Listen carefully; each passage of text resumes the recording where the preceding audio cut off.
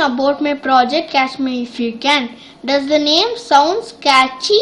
Yes, of course. It might sound to you. So you might be wondering how does the name relates with the game.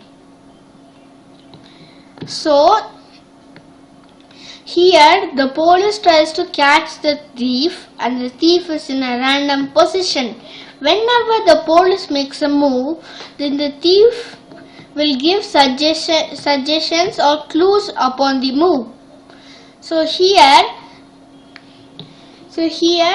we will be calculating by row comma column, which will form a room. So the thief will be in a random row and a random column, which will make up a room.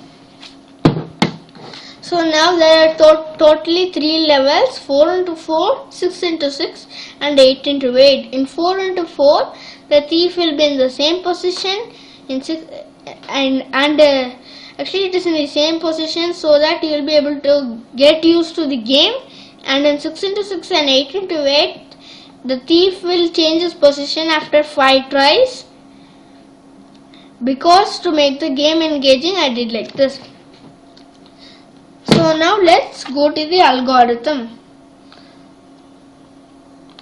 So here this row and this column is for the thief, and this row, this column forms the police position. So here, instead of calling the function every time a specific button is clicked, here we are using the any button even, so that I'll be able to identify any kind of button which is clicked and I'll be able to get the component. So here for the directions, here I use this kind of equation. For example, for row kind of calculation, that means like for up down, that means north south, I use rows, p row minus t row, and for left right, that I mean west and east, I use p column minus t column. So until we hit 0, 0, the game will be continuing. So let me show you a demo.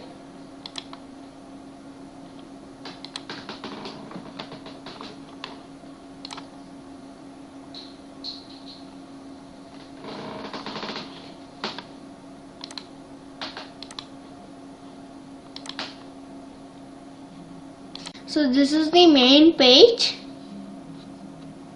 So the 4x4 is easy. You can make as much moves as you want.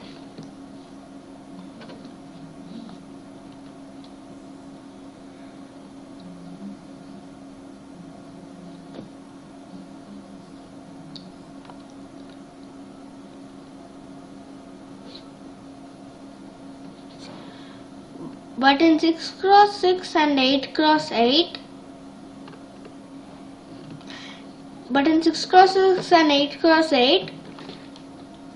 it is hard because the thief will move to another position after 5 wrong moves.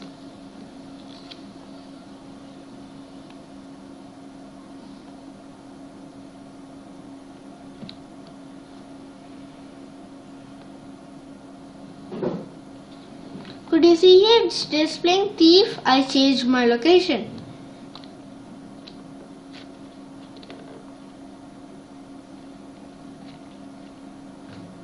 See here it's displaying once more.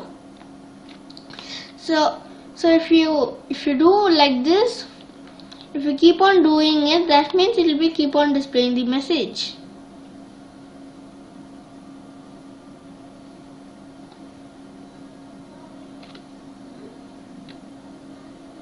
So now for 8 into 8 it is the same, but the only thing that it has more buttons. So whenever the number of buttons increases, the toughness also increases.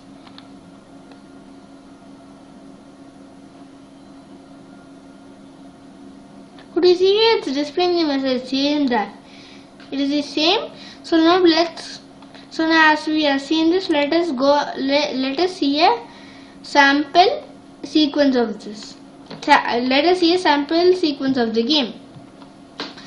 On the first two, the thief is stationary, but on the third one, he moved to another position and he's staying till the fourth, and then once again he has made a move, and he on the fifth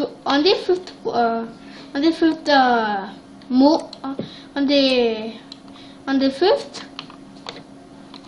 fifth table. So this is actually a real sequence of this game. So thank you for listening to my presentation, and see you next time. Bye.